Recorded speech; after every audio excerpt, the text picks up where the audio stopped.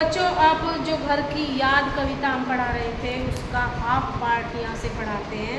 आगे कवि कहते हैं कि चार भाई चार बहनें, भुजा भाई प्यार बहनें। कि मेरी एक बहन है लेकिन वो चार भाइयों के लिए अलग अलग प्यार उसके लिए बनता है सबका।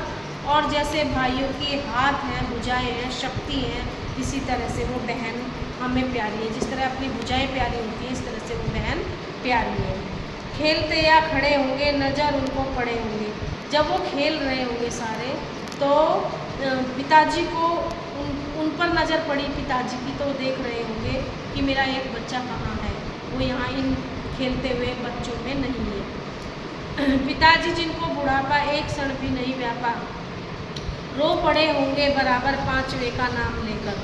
अब वो कहते हैं कि पिताजी जिनको अभी तक बुढ़ापा एहसास भी नहीं हुआ था उनको बुढ़ापे का, लेकिन मेरे जेल में जाने का दुख उन्हें इतना सता रहा है कि वो इतने मजबूत आदमी जो शेर का भी लड़ सके, बदला ले सके उससे, और मेरे कारण वो उनके आंखों में आंसू आ गए होंगे और वो रोने लगे होंगे मेरा पांचवे का नाम लेकर।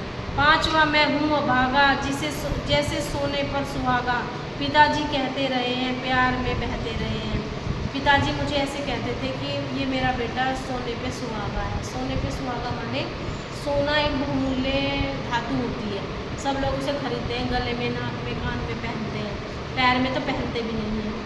तो अगर सोने को सुहागा एक पदार्थ होता है, अगर सोने को सुहागे के चूर्ण में रख दें तो सुहागा वो सोना और भी सुंदर बन जाता है। तो कहते हैं कि एक तो मेरा बेटा सोना है, ऊपर से सुहागे में लिपटा हुआ है, कि वो बहुत ही लायक बेटा है मेरा। आज उनके स्वर्ण बेटे लगे होंगे उन्हें हेटे। वो कहते हैं कि आज मैं सोने जैसा बेटा उनका, उन्हें लग रहा होगा कि वो यहाँ मेरे सामने क्यों नहीं है, क्योंकि मैं उन पर सुहागा बंधा बैठा हूँ वो भागा। और मैं जिसको वो सोने पे सुहागा बोलते थे, चार भाई सोना और उस पर भी सुहागा पांचवा, मैं यहाँ जेल में बैठा हुआ हूँ। मैं कितना भाग्यहीन हूँ, अभागा हूँ। और माँ ने कहा होगा दुख कितना बहा होगा, आँख में किस लिए पानी, वहाँ अच्छा है भवानी। ये कवि भवानी प्रसाद मिश्र है ना, तो वो कहते हैं कि माँ ने उनको रोते हुए देखकर कहा होगा कि इतना दुख क्यों कर रहे हो, आँख से पानी क्यों बहा रहे हो, वो वहाँ अच्छा होगा, जेल में वो अच्छा होगा। वह तुम्हारा मन समझकर और अपनापन समझकर गया है जो ठीक ही है, यह तुम्हारी लीक ही है। अब कवि कहता है कि उसने तो आपका मन समझा, माँ कहती है पिताजी को उसके, कि उसने तुम्हारा मन समझा और उसने वही काम किया जो आप चाहते थे।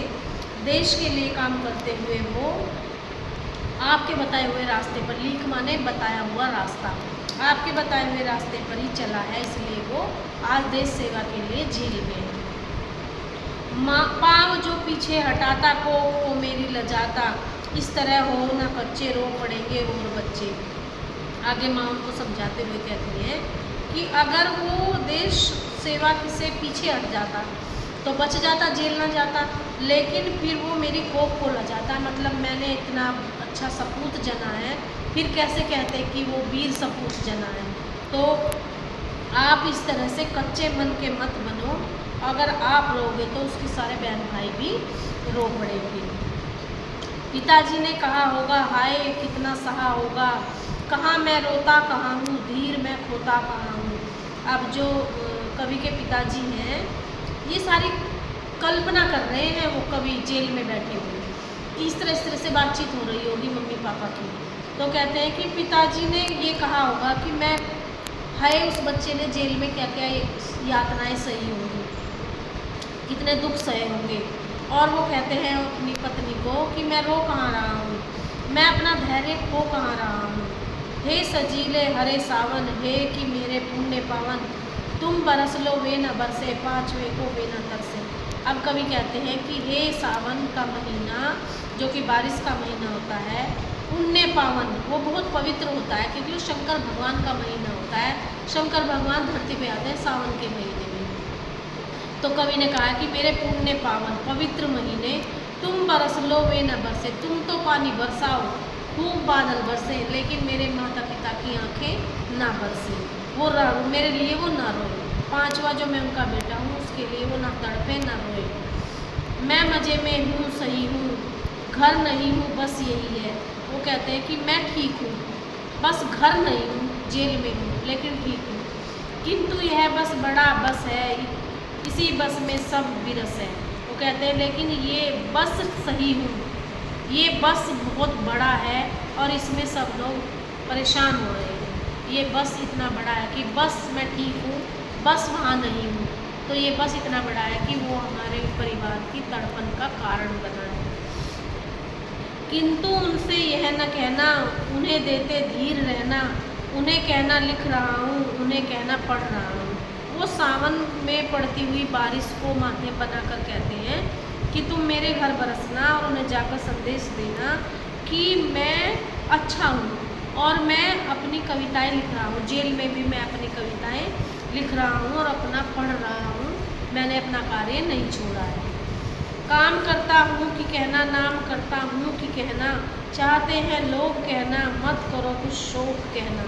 वो कहते हैं कि हे सावन, हे बादल, मेरे मम्मी पापा से कहना, मेरे परिवार से कहना कि मैं यहाँ काम कर रहा हूँ, आपका ऊंचा नाम कर रहा हूँ।